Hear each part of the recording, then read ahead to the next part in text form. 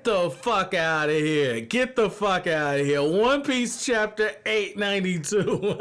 Yo, I love when Oda do this shit, man. Like the delicate surprises are always the best ones. So the chapter opens up with everybody like, oh my god, Big Mom, she smells the cake. We're home free. Sanji, he's like, Nami, baby, I've come to rescue you. Like the Captain Save-A-Ho simp that he is. Like Sanji just dancing and all the other stuff. And Nami's like, who is that idiot giving off that aura over there? And what you end up seeing is that, like, you know, Sanji, after realizing Nami's okay, Sanji goes into full-on plan mode. He goes up to Bege. He's like, look, Capone, like, I totally understand, you know, where you're coming from and everything. Give Big Mom the cake. We got an agreement. Give Big Mom the cake.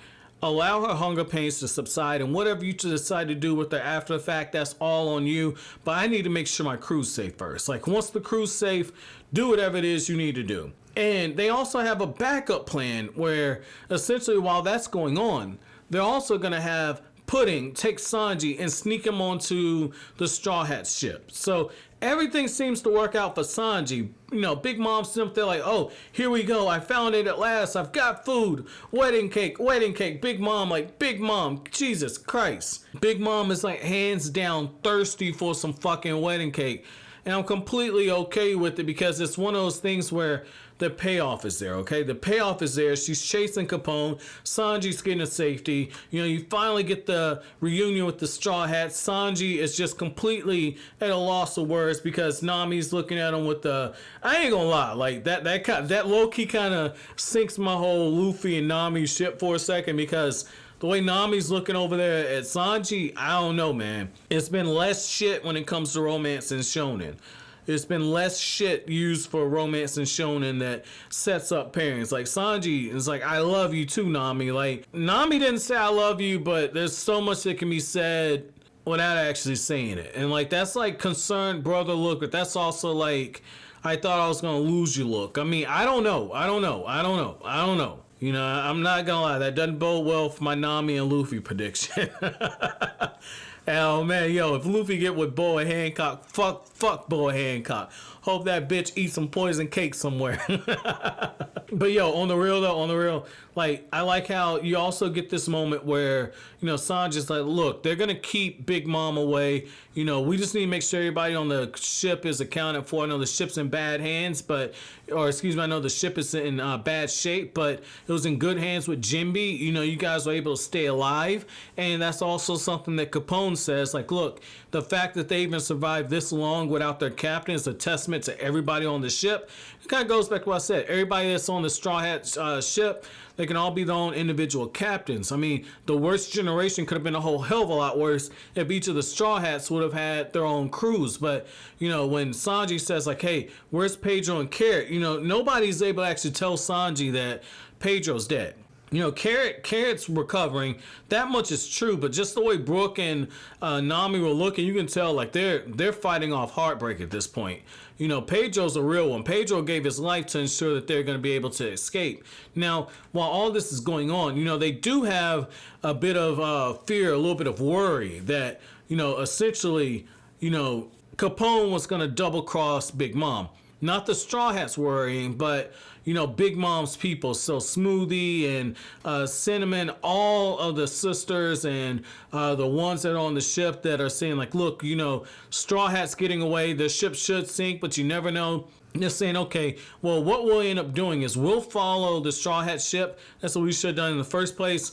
And if Capone tries anything, we kill him. Capone is going to feed Big Mom that cake. And then after fact, Capone's going to try and kill Big Mom.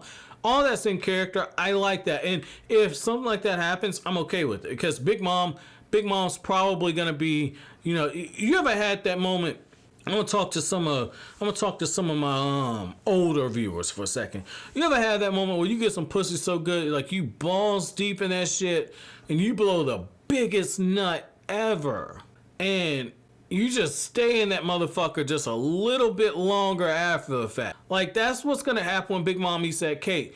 Big Mom, she gonna stay at the plate for a little too long, and Capone's gonna blow her fucking head off. Like, I'm okay if that happens. You know, I think it'd be a little cheap if Big Mom died like that. But I mean, it is what it is. Like if Capone pulled that off, Capone's gonna be one hell of a legend. So I mean, I'm okay with that part. Now, I will say I did think that Oven's plan to essentially destroy all the mirrors on whole Cacao Island was very smart, because this is one of those times where if you destroy all the mirrors on the island, it gives you the opportunity to where essentially Luffy can only come out at that one place. And he goes on some straight gangster shit. He says like, look, if there's one mirror left and Straw Hat Luffy gets out, I'm killing your entire bloodline.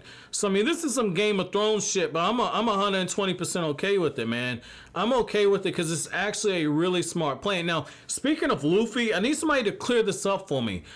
Did the sister who was trying to, I think it's La Flame, I'm butchering the name. I cannot remember her name. I just remember this shit was a little funny, but the sister who said like, hey, you know, I'm Katakuri's favorite sister, etc., etc., etc., you know, is she the one that actually got the trigger pulled to where Luffy got shot? Because that's a little cheap, because I feel like in a weird way, I feel like Katakuri's actually respecting Luffy. This is one of those times where as you exchange blows with somebody, you actually grow to respect them. Like Luffy, even Katakuri says, like, as the fight drags on, his skill level is getting closer to my level when it comes to his observation hockey. And he says, if that happens, if I don't kill him, if he's able to get that level, then the unthinkable could happen. What the unthinkable is, I guess that means that Katakuri will lose a fight. But I mean, I love this right here. I absolutely love what you get in this moment, because Luffy's improving as he fights, and it feels like Luffy's winning the respect of the person he's fighting. Like Smoker wants to capture Luffy, but Smoker respects Luffy. Crocodile wanted to kill Luffy, but at the end of the fight, Crocodile respected him. I think it's the same thing here. I think that when this is all said and done, Katakuri's gonna respect Luffy. This is the beginning of what could be a rivalry. Now, it's crazy that 892 chapters into One Piece, Luffy might actually have a rival, but I'm 100% okay with it. Let me know what you guys think down in the comment section below. But as always, guys, if you like anything I had to say, don't forget to comment, rate, subscribe, and share. Thank you so much for watching all the way to the end. Have an awesome day, guys.